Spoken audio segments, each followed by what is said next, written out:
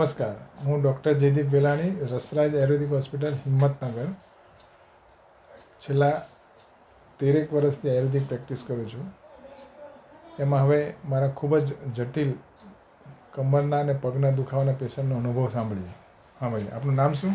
મારું નામ ચિરાગ પટેલ છે ને હું દેગામ ખાનપુરથી આવું છું. મને 2018માં એક્સિડન્ટ થયેલો.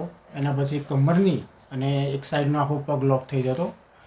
આ ગંભીર સમસ્યા હતી. મેં 4 વર્ષ તો લગભગ બધી જગ્યાએ ડૉક્ટરોની 3 જગ્યાએ ડૉક્ટરોની દવાઓ ખાધી. એમાં MRI કરાવ્યું, ડૉક્ટરે જે પ્રમાણે કીધું એ પ્રમાણે દવાઓ લીધી, પણ મને કોઈ ફરક પડ્યો નહીં. છેલ્લે 2022ના એન્ડિંગમાં જ્યારે મને ખબર પડી કે અહીંયા આ રીતે દવા દેગામમાં આપણે સાહેબ આવે છે 1 કલાક, તો ત્યાં બતાવવાની મારા મમ્મીએ સજેશન આપ્યું. એટલે શરૂમાં તો હું પણ આયુર્વેદમાં માનતો નહોતો, પણ મારાથી દુખાવો અસહ્ય હતો. એટલે મને એવું થયું એકવાર બતાવી આવું. તો સાહેબને બતાવ્યું. એના પછી એમની 15 દિવસ દવા લીધી અને 15 દિવસ પછી એમને મને પંચકર્મ માટે અહીંયા સજેસ્ટ કર્યું કે જ્યાં પંચકર્મ કરાવવાનું.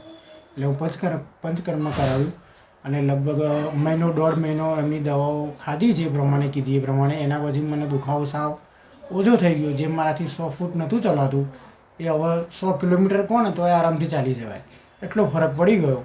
અને છેલ્લા 1.25 વર્ષથી દવા બંધ છે. અત્યારે હાલ મને કોઈ તકલીફ નહીં. કેટલો ટાઈમ દવા લીધી હતી? દવા મેં લગભગ 4 મહિના ખાધી સાહેબ. શરૂઆતમાં પણ તકલીફ શું થતી હતી? શરૂઆતમાં તકલીફમાં મને એવું હતું કે એક તો કમરની તકલીફ હતી કે બેસાય નહીં, ઉઠાય નહીં, ઊંઘી ના રહેવાય. અને ચાલવામાં જે ડાબો પગ ખરો એ લોક થઈ જતો. લોક એટલે મતલબ 100 ફૂટ ચલાવે પછી પગે ખાલી ચડીને પગ જ ના હોય ને એ રીતનું થઈ જાય. એટલે વારંવાર બેસી જવું પડે. બરાબર. અને પાછું 100 ફૂટ ચલાવે પાછું બેસી જવું પડે. એટલે આમ બધાને ચાલતા જવું ને તો એમ મને એવું થતું કે સાલું આ બધા ચાલે, મને રહી આવતી એમ. મનમાં એમ એવું થતું કે સાલું આ કેવી જિંદગી એમ. આશા છોડી દીધી હતી કે નહીં થાય સારું.